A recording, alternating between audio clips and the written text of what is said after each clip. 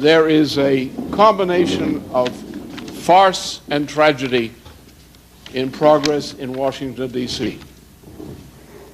It's a kind of Shakespearean farce in which the president is playing the role of King Lear and the vice president that of Lady Macbeth.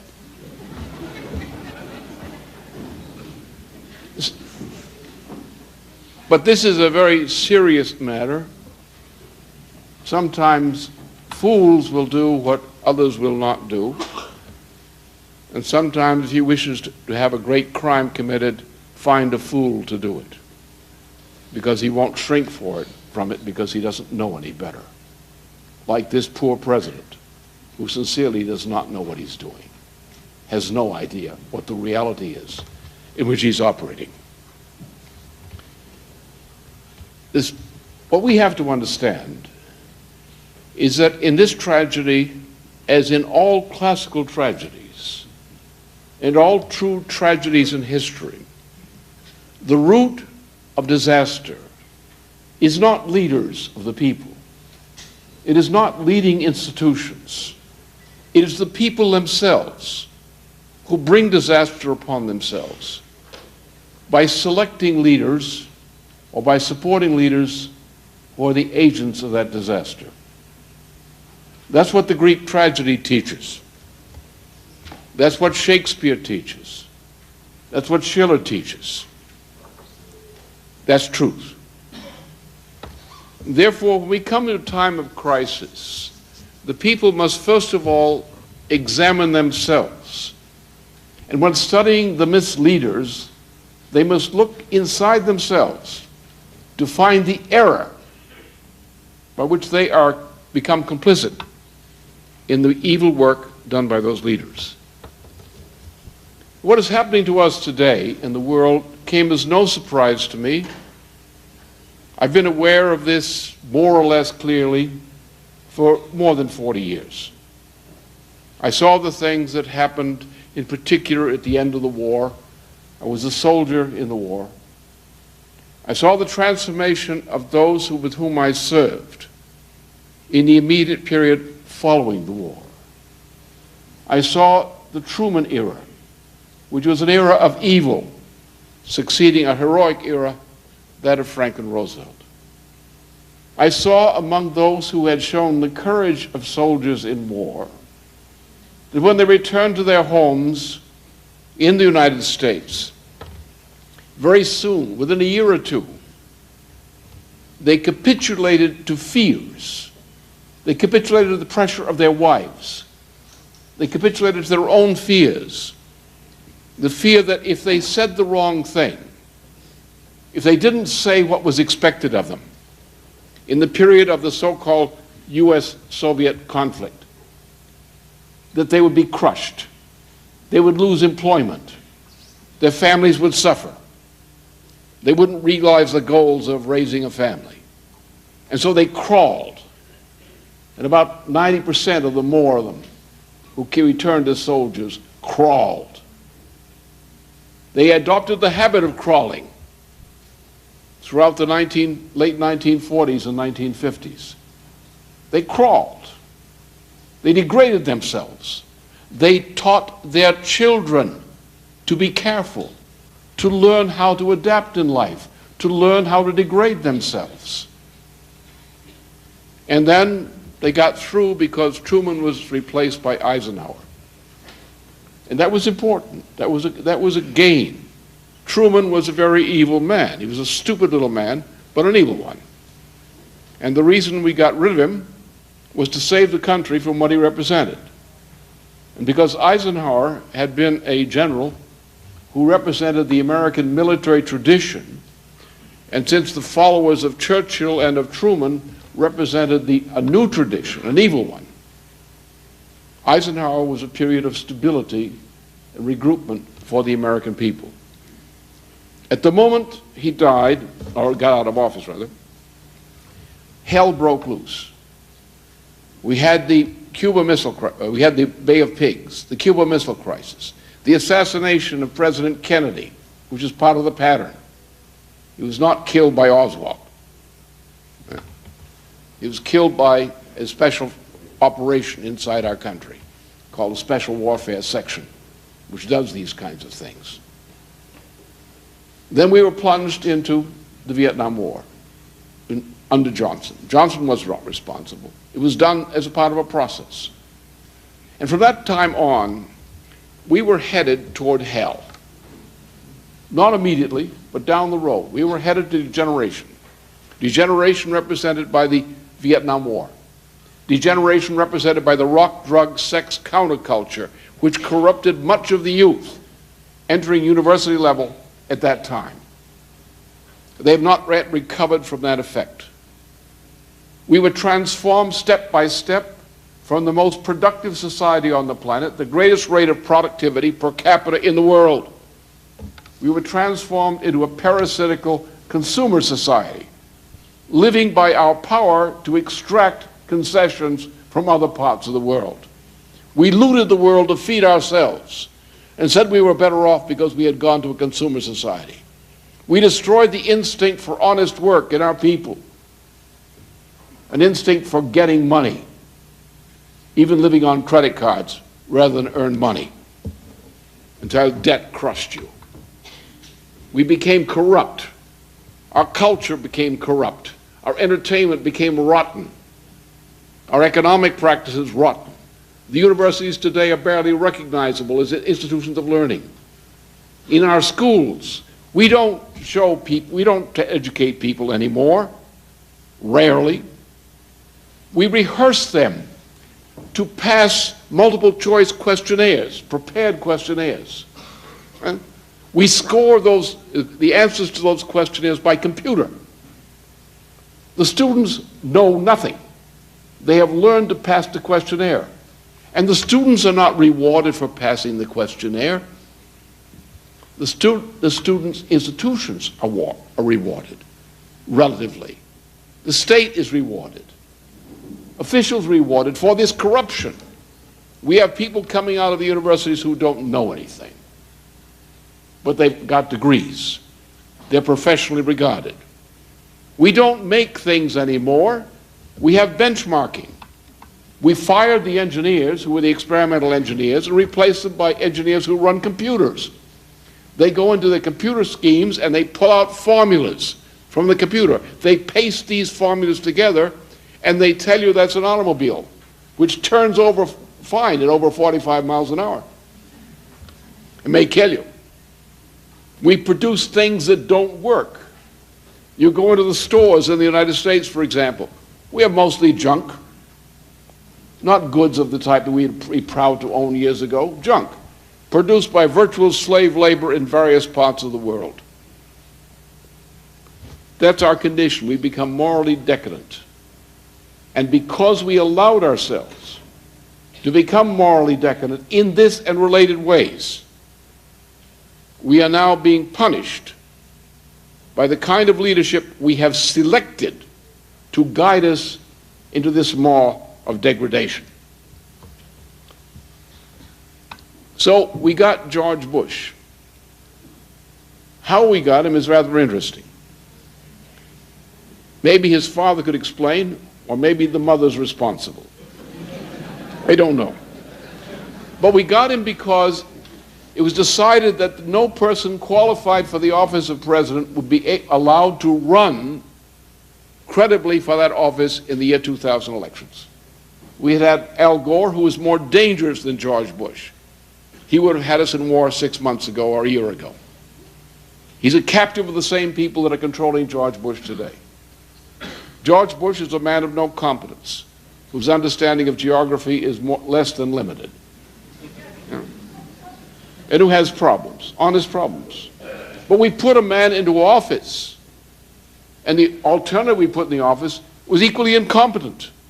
We put an incompetent into the top executive position of the U.S. government at a point the world was already plunging into the worst crisis in modern history. He's going to make the decisions. Of course he's not going to make the decisions. He's a puppet full of emotions and loose strings which are pulled to make him do what he wishes to do. I'm trying to make this clear. But I also try to make clear in discussing tragedy that a time of tragedy is a time of a search for the sublime. When a people discovers that it's been behaving as a fool for a long period of time, and that foolishness brings it to a point where it is doomed by its own foolishness, its own foolish opinions, its own foolish assumptions about what's good and what's wrong. At that time, the people face a great crisis. They face a great threat.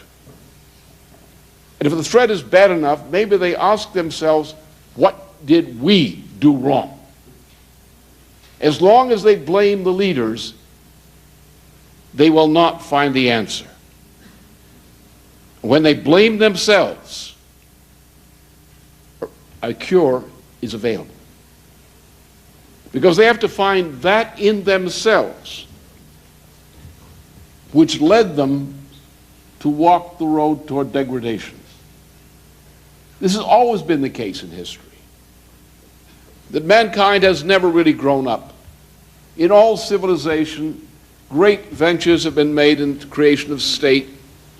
Some of these things are memorable as achievements, but then they degenerated in the fashion that Solon writes in his letter, his poem that he writes toward the end of his life, in telling the Athenians how they had degenerated years after he had led them to freedom.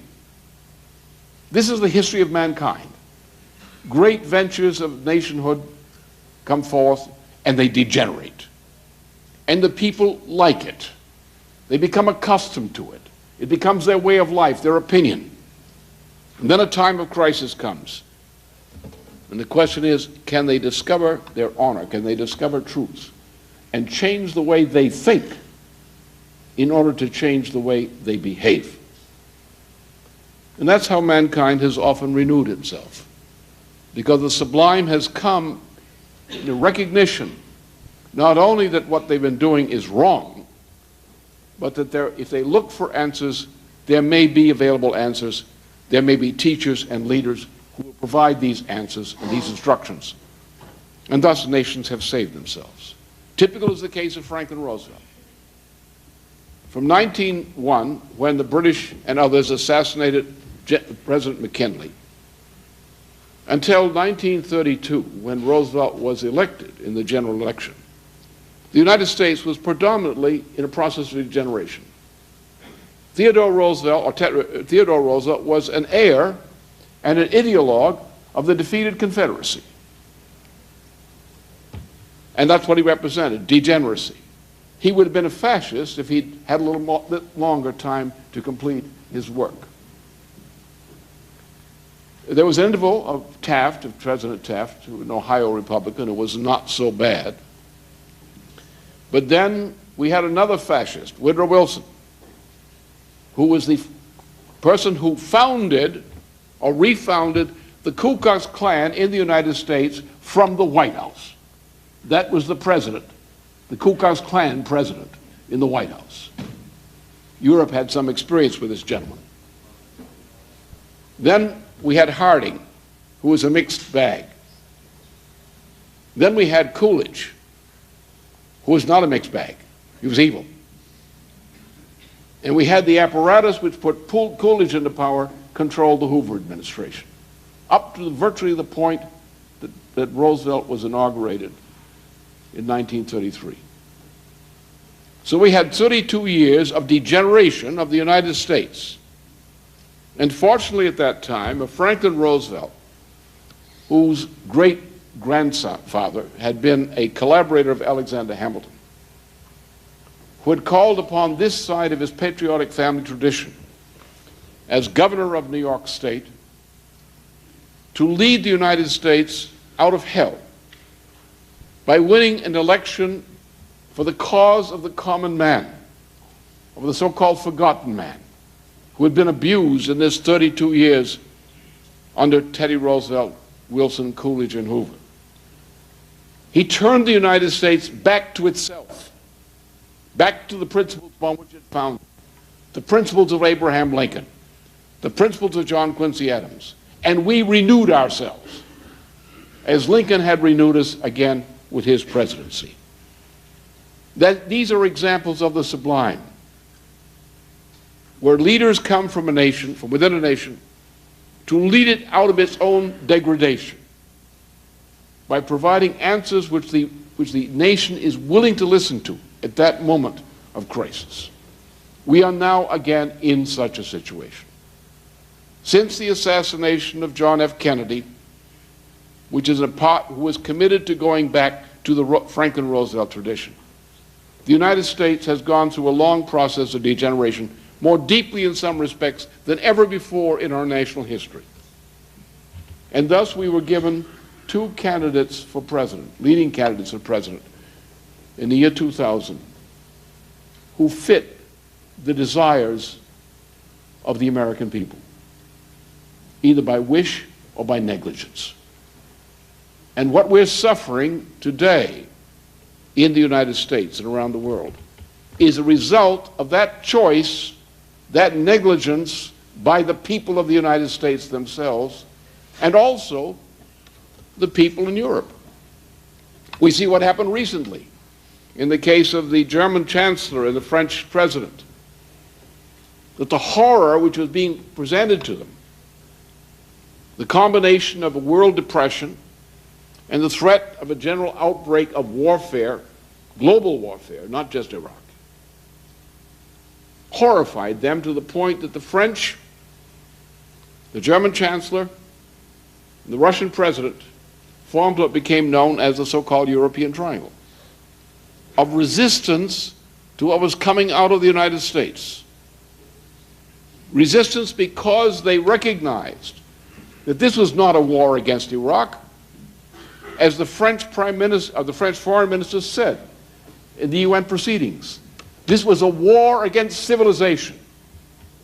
It was an expression of an American policy, a US policy, which was a threat to civilization as a whole. Now let me just take it from there and indicate how the story goes from there.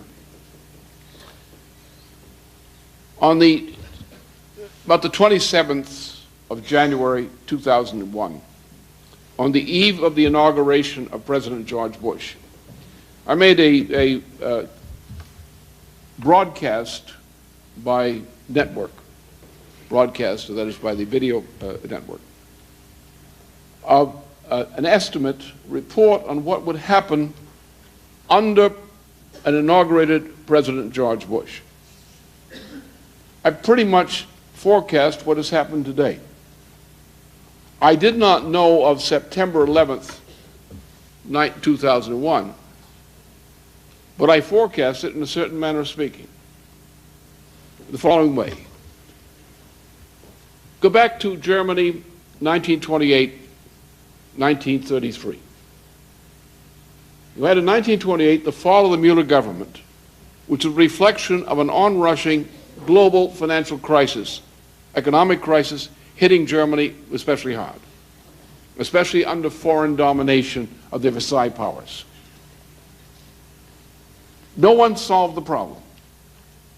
1931, there was an understanding of what the solution was, but it wasn't implemented.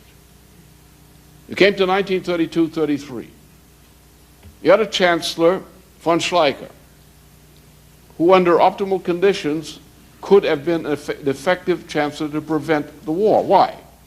Because Franklin Roosevelt had been elected in November 1932. In the same period, approximately, that von Schleicher was appointed the ministerial chancellor of Germany. If von Schleicher had not been overthrown, then he would have still been chancellor at the time that Roosevelt was actually inaugurated president of the United States in March of 1933. So had von Schleicher been the chancellor of Germany in March 1933, the United States and Germany would have been cooperating on the policies like those of Franklin Roosevelt internationally. There would have been no world war.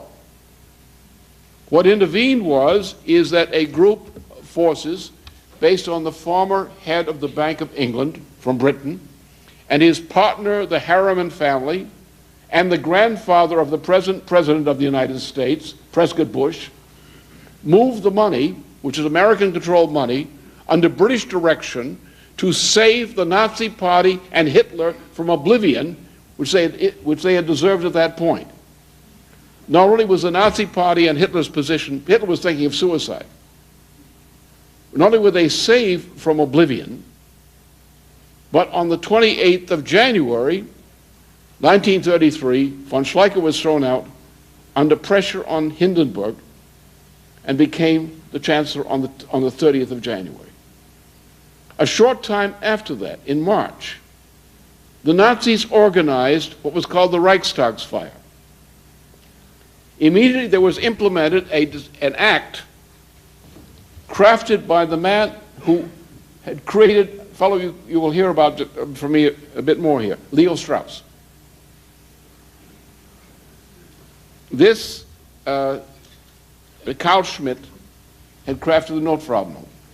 The implementation of that on the circumstances of the Reichstag fire made Hitler a dictator. And from that event and what followed with the wave of assassinations during the same period, summer of 1934, World War II was inevitable. There was no force on the planet that was going to stop it. All that would stop it was, all you could do was prepare for it. Now, we're not in such a bad situation today, but that's the situation then. What I forecast in my telecast on the 27th of January of 2001 was that we were in a situation today wherein by the year 2000, the United States was already in a hyperinflationary mode. That is, the rate of money being printed or issued in other ways to roll over bankrupt financial assets was such that we were in a hyperinflationary spiral. That meant that the post-war system, especially the system of the post-1971 floating exchange rate system, was now at an end phase. It was doomed. Nothing could have saved this financial system then or now. The IMF in its present form cannot survive. If it does survive, then the human race won't survive. So I said then, in January, that's where we were. Therefore, we would expect, given what the Bush administration is, what the forces were involved, that we have to expect not only a depression, an accelerating depression, which has accelerated, in fact, since then. It was already in process earlier. But that we had to look for the occurrence of a Reichstagsfire-like event, a terrorist event which we use as a pretext to bring an emergency government into power in the United States, which would then launch war or a warlike posture in order to attempt to control the political situation by worldwide warfare rather than facing the economic crisis. Now, there's some people who think that the war against Iraq is a war against Iraq. It is not a war against Iraq. It is a war against the pretext of Iraq to start a world war. The purpose behind this is a world war, not a Iraq war. If you don't stop it, there is no after Iraq war. The Iraq war will never end. The destruction of Iraq may occur within the next days or weeks, but the Iraq war will never end because it will be going into another war under an administration which is totally committed to a worldwide fascist imperialism. And I'll make clear what that is. Therefore, we must stop it. This war is not inevitable. Its continuation is not inevitable. We must stop it. Those who say let's accept an inevitable war and try to clean up afterward are fools. There is no afterwards. There's only a continuing war. You could expect the bombing of North Korea to occur almost automatically in the context of this if it's not stopped. And it won't stop there. Iran is on the target list already. And this war could spill into Iran already. The war will explode throughout the Middle East if it's continued. It cannot be stopped unless the war as a whole is stopped. China is one of the nations targeted by this war, which gives you some sense of what the dimensions are of what we're up against. We must stop this war.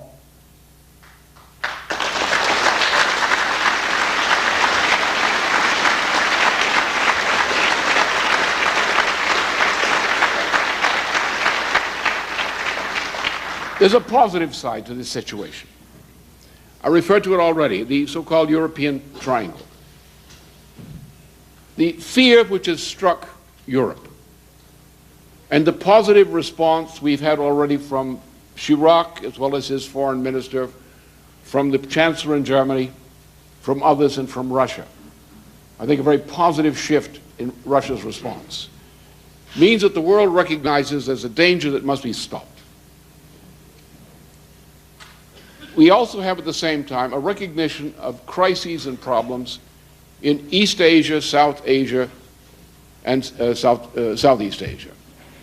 I recognize among nations which are composed of the so-called strategic triangle of Russia, China, and India. That is a triangle of nations which, if they agree to cooperate, represent a fulcrum of stability, both economic stability and general security for the entire area of Asia. This includes also the North Asian complex of the Koreas, the two parts of Korea, which should be unified to one degree or another. It also includes that part of China, which is adjacent to Korea. It includes part of Russia.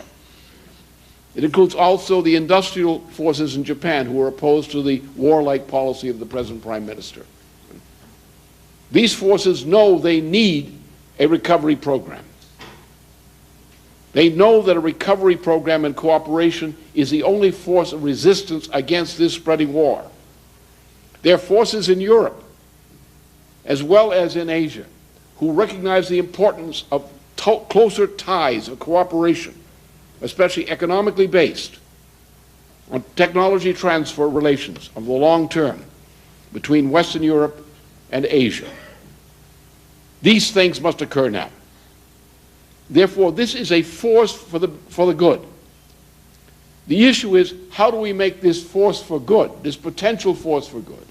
How do we make it effective? And first of all, how do we make it a conscious factor in the minds of people around the world?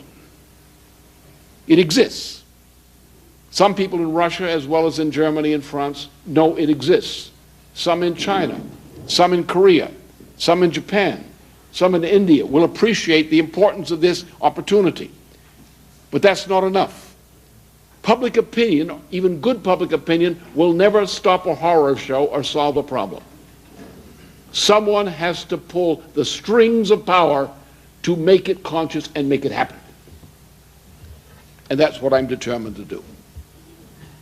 To pull the strings of power. Not to spread good opinion, not to spread good information, but to touch people inside, to cause those in positions of leadership to act, as they must act, because the people will respond to action from appropriate leaders. The people may have opinion. Look at the anti-war opinion around the world. Does it stop the war? It does not stop the war. Is it useful? Yes, it's useful. Will it stop a war? It will not stop a war. No peace movement could ever stop a war, even though it may be useful. Somebody has to pull the strings of power to set into motion the action around which popular opinion can then mobilize and grow. And be mobilized for what? For action. Not for negative action, but for positive action. The positive action, of course, is to create a new international monetary financial system. To take the IMF and put it into bankruptcy reorganization. To bring nations together to do that. To create a just new world economic order by agreeing to form a new monetary system based on certain principles of cooperation which are acceptable among the participating nations. Not one nation or two nations, to give the answers to the world, but an assembly of leading nations of the world who agree on certain principles to govern a new monetary system whose immediate goal is to lead the world out of the present depression. The mobilization of a hopeful humanity for recovery from this horror show is the one thing that can stop the war. Yes, other action is necessary, but the will to act by the people and by institutions depends upon an initiative which is given by leadership. Popular opinion will never save civilization. It can destroy it, but it will never save it. It requires, in this day and age, until mankind grows up more generally, mankind will continue to depend upon the intervention of leading circles who are capable and resolved to make sure that what must happen will happen for the sake of humanity. And in those circumstances, we find a humanity relieved from such a crisis does respond. Not always, but usually. Therefore, what the problem is here? I said the problem is the assumptions of popular opinion by which the people and nations have so far destroyed themselves, especially during the past 40 years in Europe, the Americas, and elsewhere. What does that mean? That means don't trust your own independent thinking. You probably don't have any actually independent thinking, but you delude yourself that you do. Because you have seen people doing things generation after generation in the post-war period, and especially in the past 40 years, doing things which have led this civilization to self-destruction. So obviously, what people usually think is wrong. And therefore, independent thinking is not independent thinking. Something is controlling the way they think and act, which is causing them to do the things that lead to the destruction of civilization. That is what Solon warned the Athenians against as Athens began to degenerate during his later years of life. Independent thinking is not valid because it's not independent. Independent thinking means blinding yourself to false assumptions which are controlling your opinion. In the same sense that a Cartesian geometry specializes certain definitions, axioms, and postulates as the basis for a formal geometry, an ivory tower geometry. Now, this geometry is false. It does not correspond to the real world, to the real physical world. But anyone who believes it is a fool. But they will pass the course if they believe it. They will come to a conclusion based on this geometry and say, that is my own independent opinion. It is not their independent opinion. It is an opinion they formed because they accepted certain taught definitions, axioms, and postulates. And they were controlled by those assumptions. I'll get to free trade here in a moment to indicate how that works. So therefore, the problem today is you've got to not only question the assumptions of nations and governments, but you've got to question your own assumptions and hesitate a moment before you leap to a conclusion about what the problem is or what the solution is. Because your conclusion will probably be wrong unless you examine the false assumptions which have heretofore controlled the way you make what you call your independent opinion. Therefore, we come to the question of axioms. Now, let's start the fun. Okay, this is probably familiar to a number of you, but what I'm going to do is demonstrate exactly how elementary a piece of foolishness has dominated the so-called independent thinking of most people in North America and Europe, okay, over the past 30 years or more. Right? Now, what we're representing here is, again, this is a pedagogical chart. It is not an actual statistical chart, but it's a pedagogical approximation of one. On the far left, what you're looking at is approximately the year 1966 in Britain, the United Kingdom, and in the United States. What you're seeing over here approximately is the present. What has happened over this period is that in terms of the process, the degeneracy of the present world monetary financial system, its economic degeneracy, has taken the form of an increase in per capita, per square kilometer quantity of so-called financial values, market values, so-called. If you believe in the market, well, pigs don't like to think about the market, do they? Then the second one you're looking at is the monetary aggregates. That is the amount of money which is being generated, or equivalent of money, which is being generated to pump the financial markets. Those markets have not grown because productivity has increased, right the contrary. Markets have grown because money is being pumped into financial markets, and this increase of money then generates marginally, by leverage, it generates an increase in financial aggregates, even if there's no real increase in wealth. The third is a declining trend per capita and per square kilometer in terms of physical assets, including infrastructure, produced and available. That has been the tendency in the Americas and Europe, and has its effects on not only Africa, but also Asia, and Japan in particular. Japan is also the same kind of thing. Japan is the economy being destroyed by exactly this kind of process. Now, let's go to the next phase. Now, in this case, this represents the year 2000. Let me describe exactly what happened about this year 2000 problem. In 1998, there was an end of the bubbles being pumped up worldwide, which have been based largely upon looting the former Soviet Union and countries which had been part of the Comecon. So that looting had occurred on a massive scale, partly under the Friends of Andropov, his survivors, in the late 1980s. It had accelerated greatly with the fall of Soviet power, and had continued under the new generation of thieves under Yeltsin into the year 1998. So this looting had reached a sort of a limit, and the last gasp of the effort was by the Vice President of the United States, who was an asset of Mark Rich and Al Gore. And Al Gore had entered into a dirty relationship to the Yeltsin re-election campaign, which is called Golden Ada, which is dirty diamonds, dead people all over the place, that kind of thing, the usual kind of gangster operation. So this had been, the operation had been done with a crowd in New York, Long-Term Capital Management Association, which had used derivatives to try to take this phony paper being generated under Yeltsin in Russia and to give it an apparent value through marketing it through these long-term financial derivatives. In August of 1998, that bubble collapsed.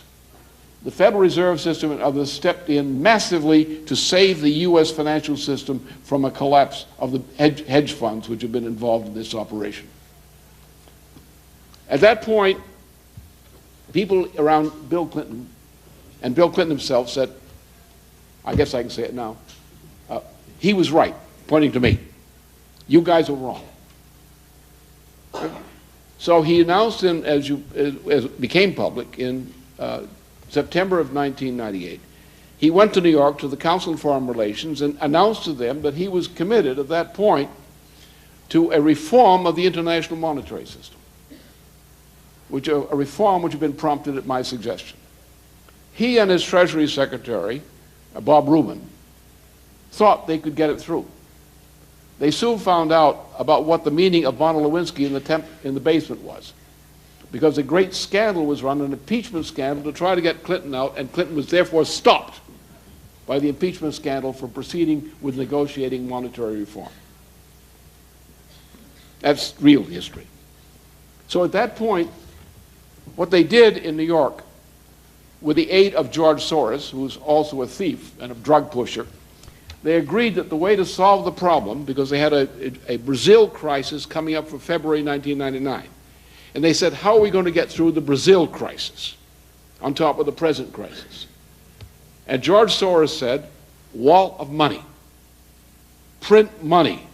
Generate money in all forms, quickly. Flood the world with money. And by flooding the world with enough money, that is monetary aggregate, you can prevent the financial collapse from occurring. Well, that's exactly what did occur for a time being. That's what this represents.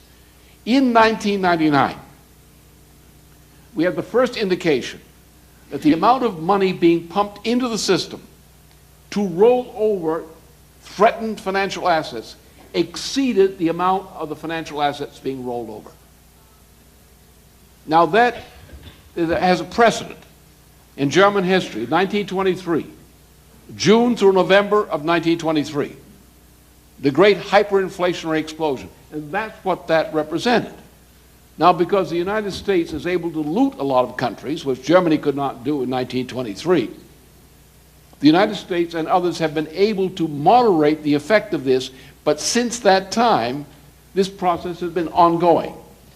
In the year 2000, about the spring of 2000, I went through the figures again with my associates, and we determined that this was not simply an episodic phenomenon, not a surge, but that this was a permanent part of the process.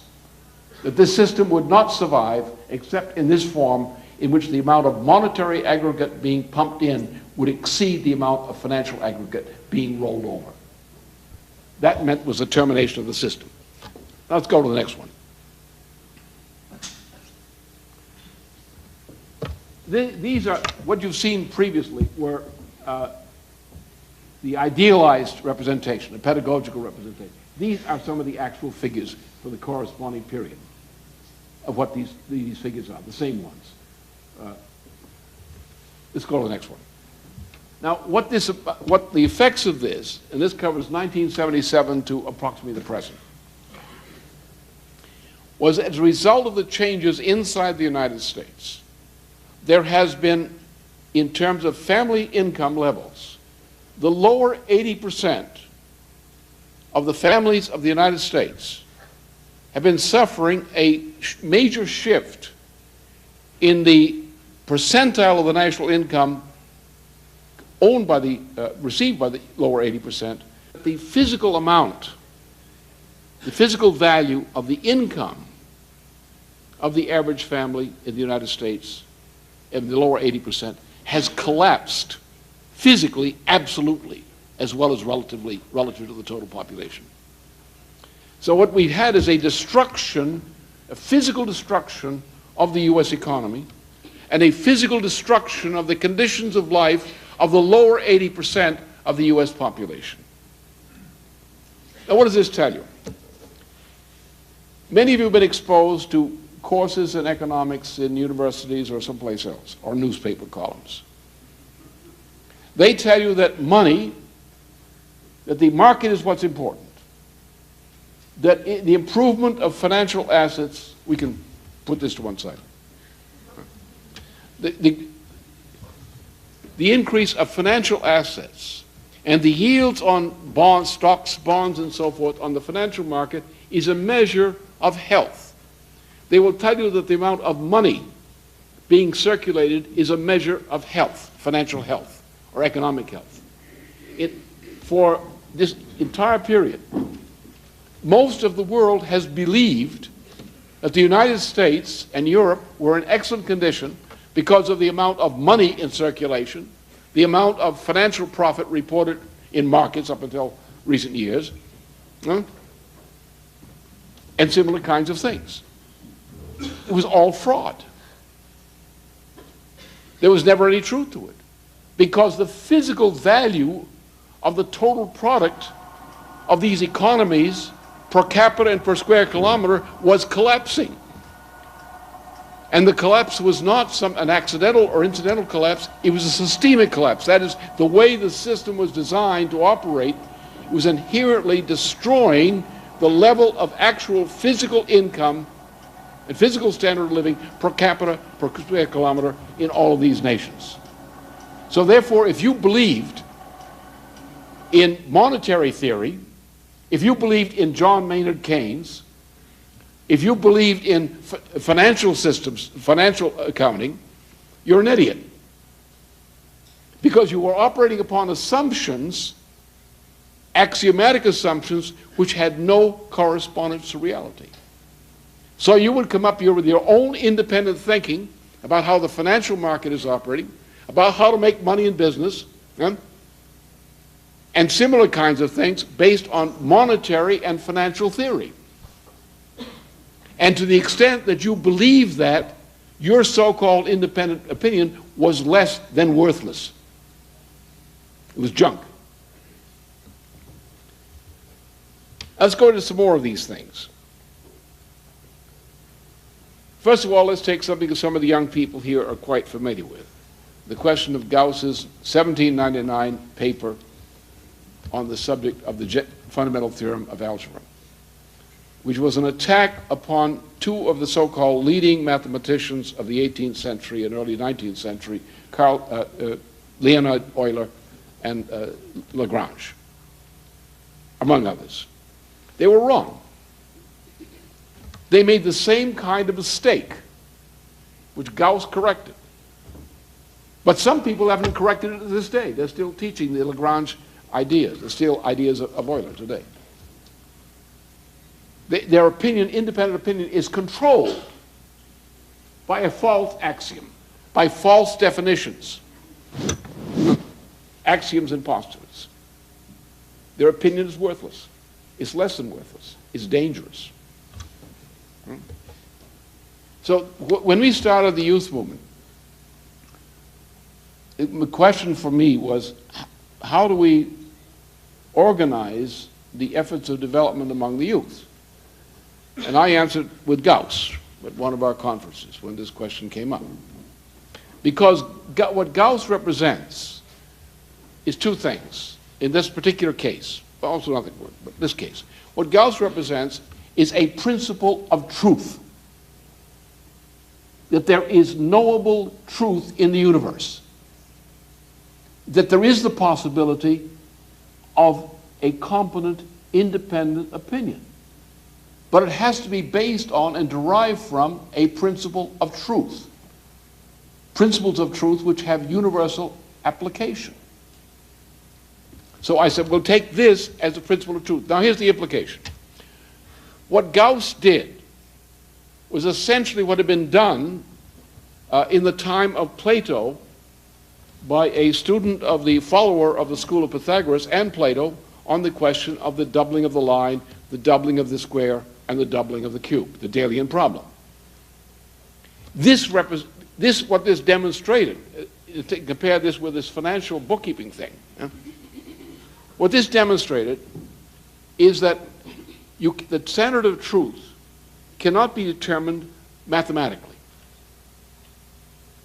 There is no such thing as simple, pure mathematical truth. It doesn't exist.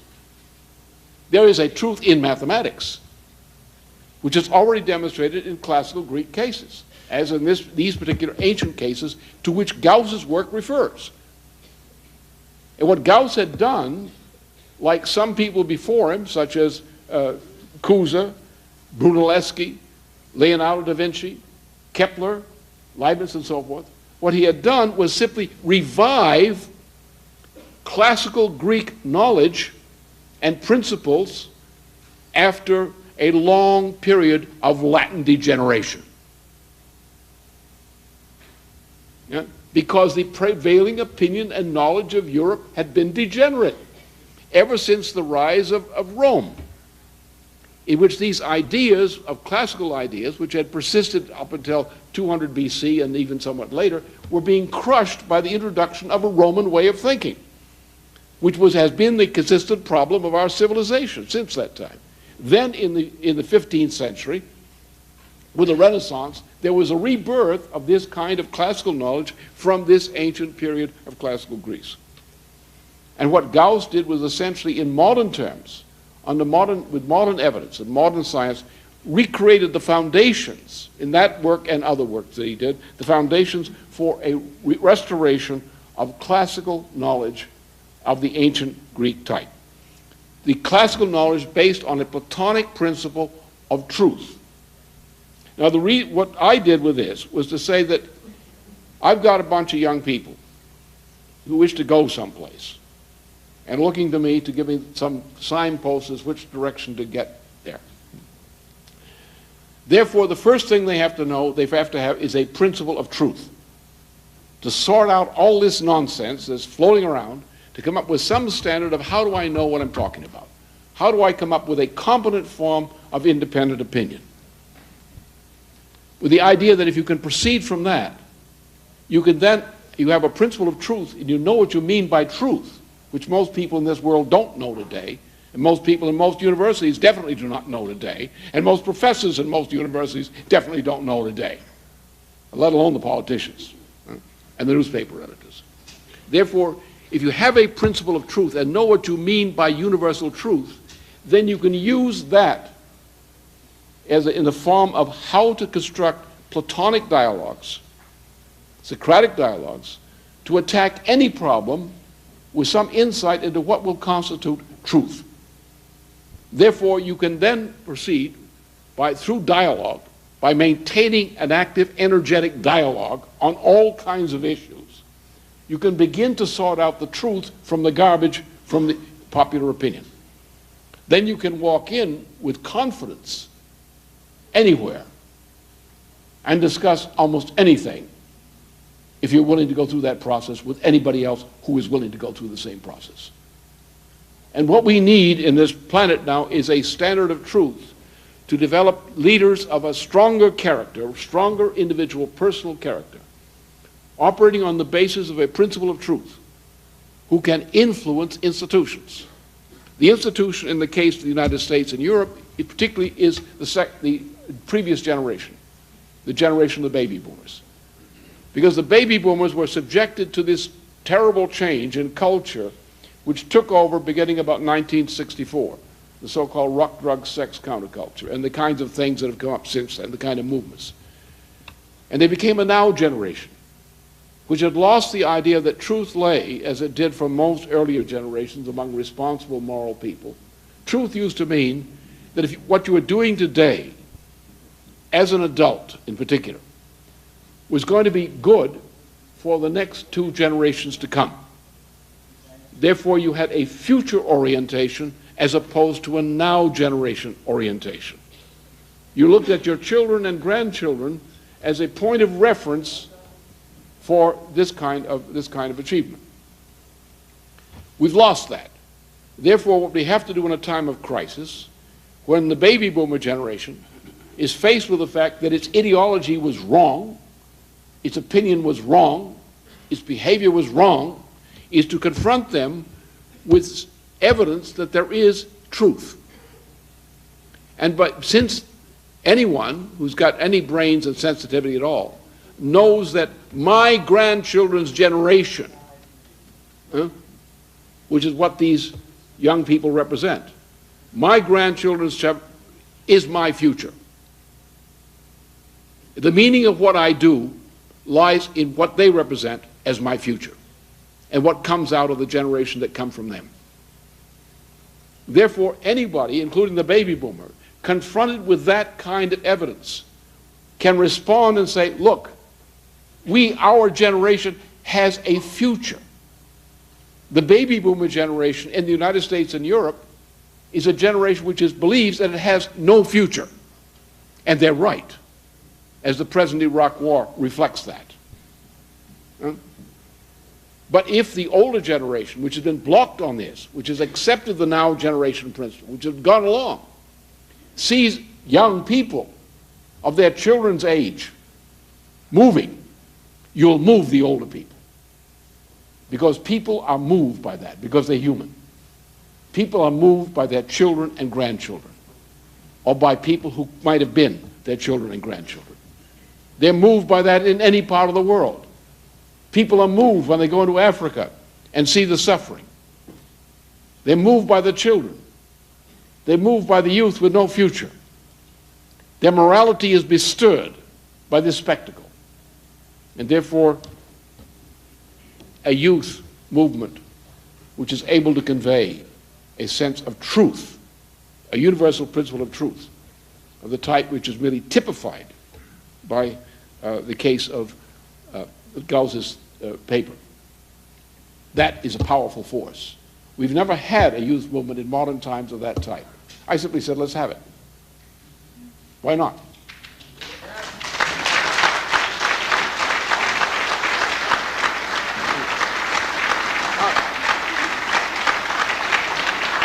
just to get some examples of what other things that apply to that. There are two dimensions of truth by the Gauss standard. One is the truth as it pertains, as in physical science, to the relationship of the individual mind acting upon the universe, which we usually call physical science. The second one is the way in which society, using these ideas of physical science, is able to act socially and effectively upon the universe, the universality of existence. Therefore, there are only two kinds of truth. This kind of truth, individual relationship to nature truth, on the one level, and social relations which pertain to man's relationship to nature and to man. And therefore, the principle of truth applies to both. And we have to have a society which rejects Kant, which recognizes that Kant was the thing that poisoned Germany the most, next to the existentialists, and he helped to create them. And that we have to go to a principle, a Platonic principle of truth instead. Now, let's take some cases on the social side of the kind of poison which destroys society. Let's take the little green men theory, which is what most economists teach, what every free market person, ideologue, teaches. Is their independent opinion as stupidity of their independent opinion. What is based on?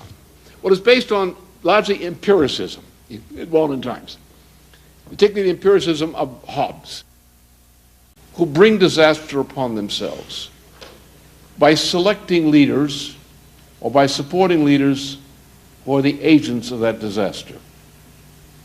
That's what the Greek tragedy teaches. That's what Shakespeare teaches. That's what Schiller teaches. That's truth. Therefore, when we come to a time of crisis, the people must first of all examine themselves. And when studying the misleaders, they must look inside themselves to find the error by which they become complicit in the evil work done by those leaders. What is happening to us today in the world came as no surprise to me. I've been aware of this more or less clearly for more than 40 years. I saw the things that happened in particular at the end of the war. I was a soldier in the war. I saw the transformation of those with whom I served in the immediate period following the war. I saw the Truman era, which was an era of evil, succeeding a heroic era, that of Franklin Roosevelt. I saw among those who had shown the courage of soldiers in war that when they returned to their homes in the United States, very soon, within a year or two, they capitulated to fears. They capitulated to the pressure of their wives. They capitulated to their own fears. The fear that if they said the wrong thing, if they didn't say what was expected of them in the period of the so-called US-Soviet conflict,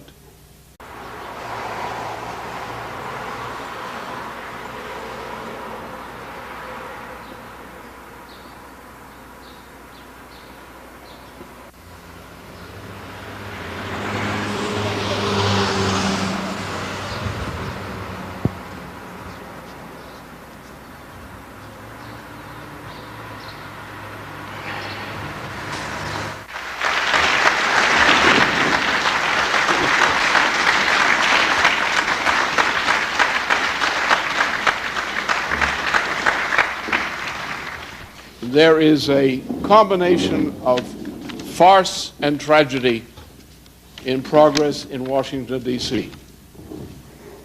It's a kind of Shakespearean farce in which the president is playing the role of King Lear and the vice president that of Lady Macbeth.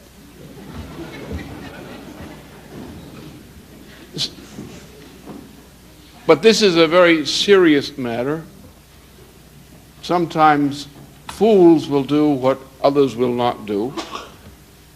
And sometimes if he wishes to have a great crime committed, find a fool to do it, because he won't shrink from it because he doesn't know any better.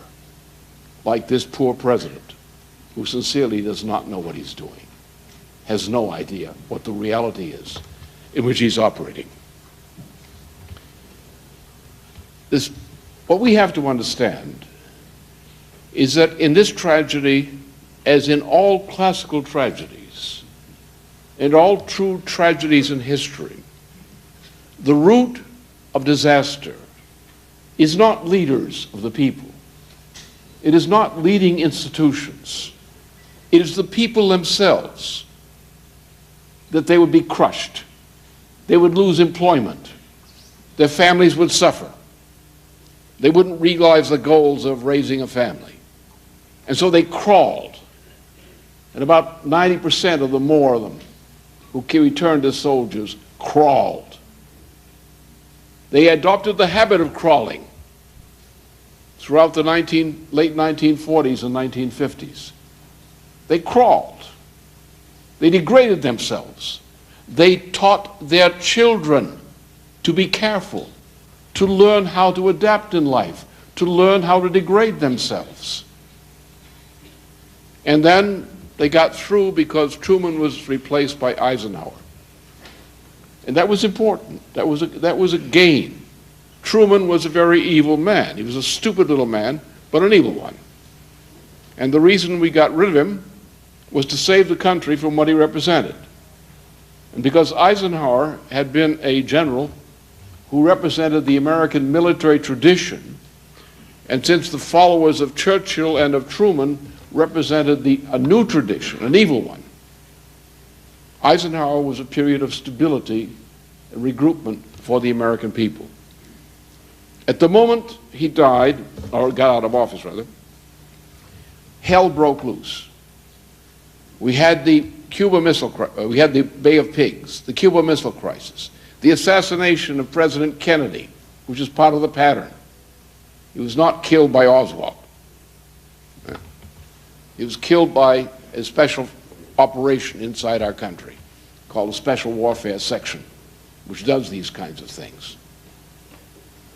Then we were plunged into the Vietnam War under Johnson. Johnson was not responsible. It was done as a part of a process.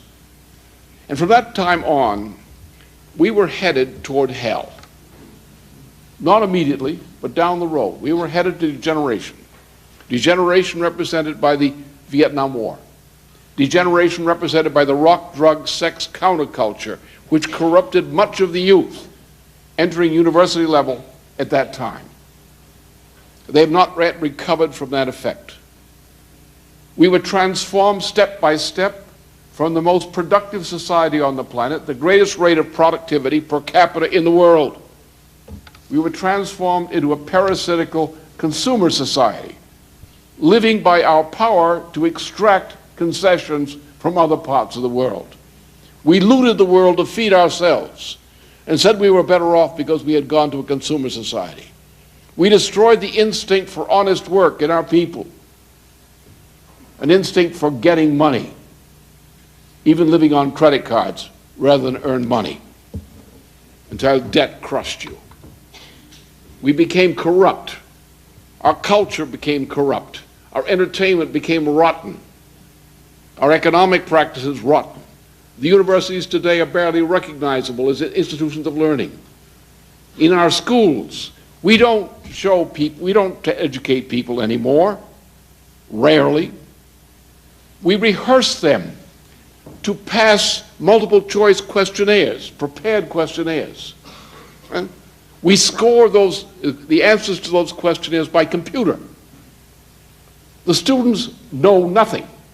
They have learned to pass the questionnaire. And the students are not rewarded for passing the questionnaire. The students' institutions are rewarded, relatively. The state is rewarded. Officials rewarded for this corruption. We have people coming out of the universities who don't know anything, but they've got degrees. They're professionally regarded. We don't make things anymore. We have benchmarking. We fired the engineers who were the experimental engineers and replaced them by engineers who run computers. They go into the computer schemes and they pull out formulas from the computer. They paste these formulas together and they tell you that's an automobile, which turns over fine at over 45 miles an hour. It may kill you. We produce things that don't work. You go into the stores in the United States, for example. We have mostly junk. Not goods of the type that we'd be proud to own years ago. Junk. Produced by virtual slave labor in various parts of the world. That's our condition. We become morally decadent. And because we allowed ourselves to become morally decadent in this and related ways, we are now being punished by the kind of leadership we have selected to guide us into this maw of degradation. So we got George Bush. How we got him is rather interesting. Maybe his father could explain, or maybe the mother's responsible. I don't know. But we got him because it was decided that no person qualified for the office of president would be allowed to run credibly for that office in the year 2000 elections. We had had Al Gore, who was more dangerous than George Bush. He would have had us in war 6 months ago or a year ago.